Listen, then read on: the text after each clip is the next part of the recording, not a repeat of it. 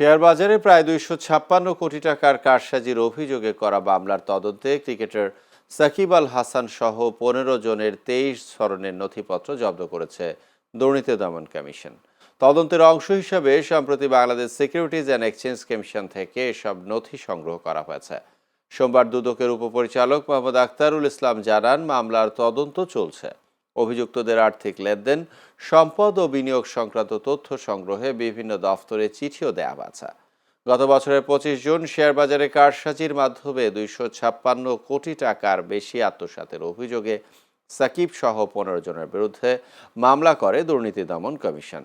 মামলার এজাহারে বলা হয়, সাধারণ বিনিয়োগকারীদের প্রলুব্ধ করে সংঘবদ্ধভাবে শেয়ারের দাম কৃত্রিমভাবে বাড়িয়ে বিপুল অর্থ আত্মসাৎ করা হয়।